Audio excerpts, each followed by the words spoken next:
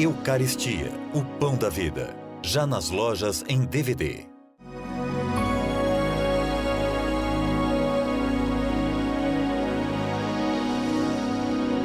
Desde a antiguidade você tem o cristianismo mais ocidental, o cristianismo latino, e o que se chamou depois de cristianismo oriental, o cristianismo bizantino.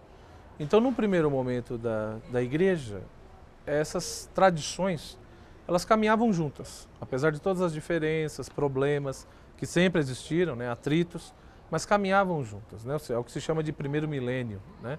Apesar de tudo, elas caminhavam juntas aí. Em um determinado momento, assim, em alguns momentos sempre teve uma certa divisão, rupturas, né?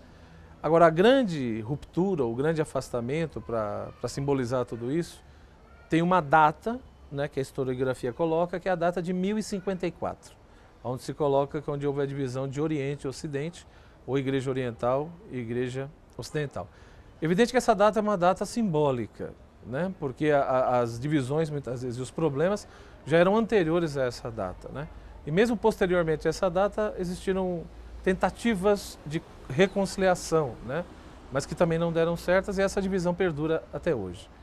Na medida em que houve essa divisão e essa divisão foi se acentuando, o que aconteceu é que algumas comunidades orientais, né, passaram ou voltaram a ter comunhão com Roma, com o Vaticano, com o Papa. Então é por isso que hoje em dia, no Oriente, nós temos uma divisão, ou seja, você tem as comunidades cristãs ortodoxas, né, que são aqueles cristãos orientais que fazem parte da Igreja Ortodoxa e que não têm comunhão com o Papa, não têm comunhão com o Vaticano, ou seja, tem a sua vida própria, a sua autonomia.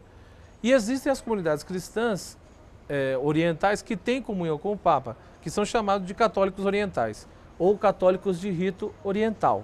Então, são católicos como qualquer outro católico, mas a diferença é o rito. Ou seja, a maneira de celebrar a fé, a maneira de vivenciá-la, algumas normas disciplinares são diferentes, né? A própria maneira, muitas vezes, de vivenciar os sacramentos, né? Então, há diferenças nesse sentido, mas a fé, na sua essência, os dogmas são os mesmos porque há uma plena comunhão, né? Então, o que há no primeiro momento é isso, ou seja, você tem a Igreja Oriental, mas devido a essas divisões, ou seja, a grande maioria dos orientais cristãos são ortodoxos e alguns cristãos orientais são católicos, né, de rito oriental que têm comunhão com o Vaticano.